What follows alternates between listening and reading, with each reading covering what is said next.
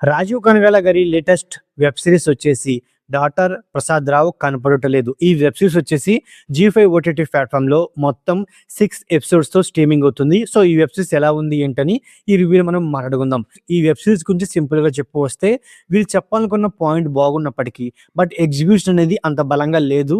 మెయిన్‌గా ఇన్వెస్టిగేషన్ అనేది వీక్‌గా ఉంది. సో, ఈ మూవీలో కొన్ని ఎమోషన్స్ మెయిన్‌గా రాజీవ్ కనకాల గారు, వాసంతిక వాళ్ళిద్దరి పెర్ఫార్మన్స్ ఈ మూవీకి చాలా బాగా హెల్ప్ అయింది.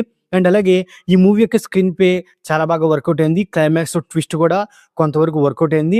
అండ్ అలాగే డైరెక్షన్ పరంగా చూసుకొనొస్తే డైరెక్షన్ అనేది ఇంకొంచెం బలంగా ఉంటే బాగుండేది. ఎందుకంటే కొన్ని సీన్స్ అనేవి ఆర్టిఫిషియల్‌గా నాకైతే అనిపించినియి. వాటిని రియాలిటీగా ప్రెజెంట్ చేసుంటే మూవీ అనేది వేరే లెవెల్‌లో ఉండేదనమాట.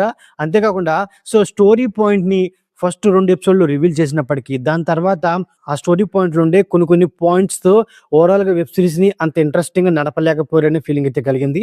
బ్యాక్‌గ్రౌండ్ స్కోర్ అనేది కొన్ని పోర్షన్స్‌లో చాలా బాగా హెల్ప్ అయింది. ఈ వెబ్ సీరీస్‌లో ఉదయ్ భాను గారి క్యారెక్టర్‌ని అంత ప్రాపర్‌గా యూజ్ చేసుకోలేదు. యూజ్ చేసుకునుంటే వేరే లెవెల్‌లో ఉండేదని ఫీలింగ్ అయితే కలిగింది. ఓవరాల్‌గా ఇదండి 'డాటర్ ప్రసాద్ రావు కనబడటలేదు' వెబ్ సీరీస్ రివ్యూ. నా రివ్యూ నచ్చినట్లయితే వీడియోకి ఒక చిన్న లైక్, అలాగే మన ఛానెల్‌ని సబ్స్క్రైబ్ చేసుకోండి. ఓకే. Thank you all.